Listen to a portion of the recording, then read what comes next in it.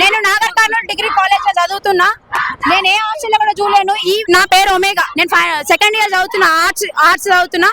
ఇక్కడ మా ప్రిన్సిపల్ ని సస్పెండ్ చేయాలి.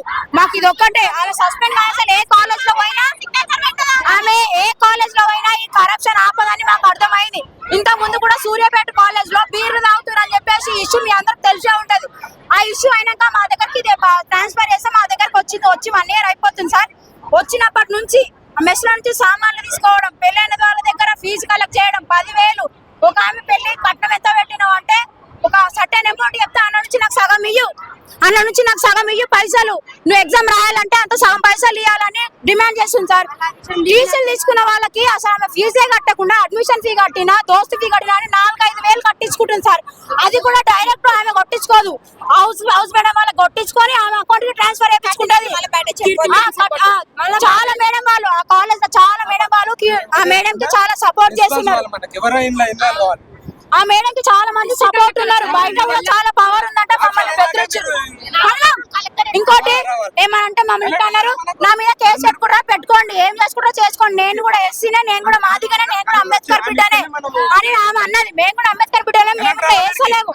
మీరు ఇంత పెద్ద పొజిషన్ నుండి ఎంత కరప్షన్ చేస్తారు. మళ్ళీ గ్రూప్ 1 ఆఫీసర్ అంట సార్. ఏ గ్రూప్ 1 ఆఫీసర్ సార్? ఇదే సార్ గవర్నమెంట్ చేసేది. గవర్నమెంట్ అసలు పైసలు లేకు. మేము వచ్చింది పేదవాళ్ళమి, మేము వచ్చింది ఇక్కడ ఫీజు కోసం. మళ్ళీ గవర్నమెంట్ ఇవ్వకపోతే మేము ఏడుకోవాలి. అసలు ఎందుకు వచ్చింది సార్ ఈ ప్రభుత్వం?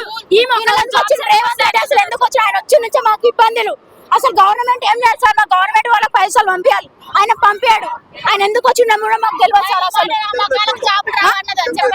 ఇంత ముందు మంచిగా ఉండదు సార్. కేసీఆర్ ఉన్నప్పుడు ఇలాంటి స్టడీ విషయంలో మాకు ఇంత కూడా ఎఫెక్ట్ రాలేదు.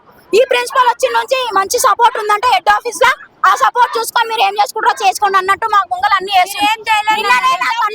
నిన్ననే నా కళ్ళ ముందు 2 బస్తాల సామాన్లు మెస్ నుంచి తీసుకుపోయారు. మా దగ్గర ప్రూఫ్ ఉన్నాయి సార్.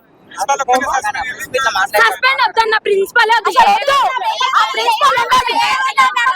ఆ ప్రిన్సిపల్ ఏ సొసైటీలో కూడా ఉండొద్దు సార్. ఏ సొసైటీకి పోయినా ఈ కరప్షన్ ఉన్నాయి. మాకొచ్చిన మటన్ ఆమె తీసుకొని ఫ్రిడ్జ్ లో దాపెట్టుకొని ఇంటికి పోతుంది సార్. మాకు వచ్చేది 20 kgs 400-500 మెంబర్స్ కి 20 kgs మటన్ వస్తే ఆమె నుంచి 5 kgs మటన్ తీసుకోవద్దు. ఫ్రిడ్జ్ లో పెట్టుకొని నా దగ్గర ప్రూఫ్ ఉంది. సామాన్లు తీసుకోవద్దు. చూపిస్తానండి ప్రూఫ్. ఫ్రిడ్జ్ లో దాపెట్టుకున్న మటన్ చూడండి. ఫ్రిడ్జ్ లో దాపెట్టుకున్న మటన్ నిన్న తీసుకున్న సంచి ఆ ఫోటో